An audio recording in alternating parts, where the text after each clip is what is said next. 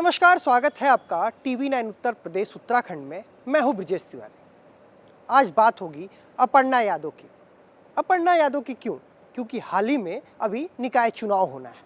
ऐसे में प्रदेश में एक बार फिर से निकाय चुनाव होना है और सबसे ज़्यादा हॉट सीट लखनऊ को लेकर चर्चा जोरों शोरों पे है। इस बार ये चर्चा है कि अपर्णा यादव बीजेपी से मेयर पद की उम्मीदवार हो सकती हैं। अब ऐसा क्यों है? हम बात थोड़ा पीछे की करते हैं, 2022 विधानसभा चुनाव की करते हैं।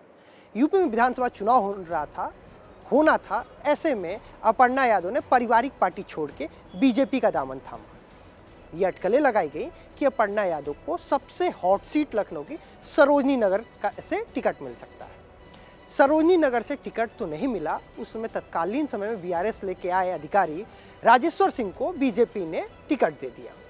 फिर बीजेपी ने 2022 में फतह किया और बीजेपी की सरकार बनी और योगी आदित्यनाथ मुख्यमंत्री बने।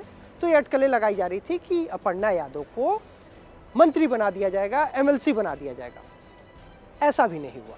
ना उन्हें मंत्री बनाया गया, ना ही विधान परिषद वो लड़ी और ना ही कोई सीट मिला। फिर करहल से जीते अखिलेश ने विधानसभा अपने पास रखा और आजमगढ़ लोकसभा सीट छोड़ दिया। आजमगढ़ से 2014 से 2019 तक मुलायम सिंह यादव सीट से लोकसभा सांसद थे। उसके बाद 2019 से 22 तक आजमगढ़ से अखिलेश थे। ऐसे में जब अखिलेश यादव ने आजमगढ़ सीट छोड़ा तो ये अटकलें लगाई गई कि बीजेपी सपा का जो गढ़ माना जाता है आजमगढ़ में, वहाँ से अपर्णा को चुनाव लड़ा सकती है। पर ऐसा नहीं हुआ। बीजेपी ने वहाँ से दिनेश लाल निरहुआ को चुनाव लड़ाया। उसी समय एक सीट और खाली हुआ था, रामपुर, जहाँ से आजमगढ़ आजम खां आते हैं। रामपुर से आजम खां चुनाव जीतकर 2019 में संसद पहुंचे थे, लेकिन वो भी विधानसभा चुनाव लड़े थे और 2022 में वो भी विधानसभा जीते थे।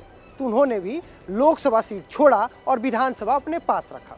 तो ये भी अटकलें थी कि अपर्णा यादव को रामपुर भेजा जा सकता है, लेकिन ऐसा नहीं हुआ। रामपुर भी नहीं गई, ना वो आजमगढ़ गए। ऐसे में दिन बीता, अक्टूबर का समय आया। अक्टूबर में मुलायम सिंह यादव का निधन हुआ। उसके बाद लोकसभा चुनाव होना था। तो ये अटकलें लगाई गई कि बीजेपी अपना उम्मीदवार अपर्णा यादव को मैनपुरी से बना सकती है, क्योंकि एक बार देवरानी और जेठानी का चुनाव हो सकता है। लेकिन ऐसा नहीं हुआ, क्योंकि अपर्णा ने खुद वहाँ से चुनाव लड़ने से मना कर दिया कि वो वहाँ से चुनाव नहीं लड़ेंगे। जब वहाँ से डिम्पल ने विजय हासिल की तो उन्होंने डिम्पल को बाकायदा ट्वीट करके बधाई भी दी। ट्वीट में एक बात ये भी खास रहा कि उन्होंने डिम्पल को बधाई देने के साथ भाभी शब्द का जिक्र किया। यानी जिस पारिवारिक पार्टी को छोड़ के आया था, लेकिन परिवार का जो रिश्ता है उन्होंने बरकरार रखा। ऐसे में एक बार फिर से उत्तर प्रदेश में निकाय चुनाव होने हैं और सबसे ज़्यादा हॉट सीट लखनऊ, क्योंकि आपको याद होगा 2012 से 17 उत्तर प्रदेश सरकार के उप मुख्यमंत्री दिनेश शर्मा भी लखनऊ के मेयर थे। उसके बाद संयुक्ता भाटिया, और एक बार फिर से निकाय चुनाव के लिए जब उत्तर प्रदेश तैयार है तो सबसे हॉट सीट पे सबसे हॉट प्रत्याशी का चर्चा है। उत्तर प्रदेश उत्तराखंड खबर के लिए देखते रहिए टीवी 9 उत्तर प्रदेश उत्तराखंड।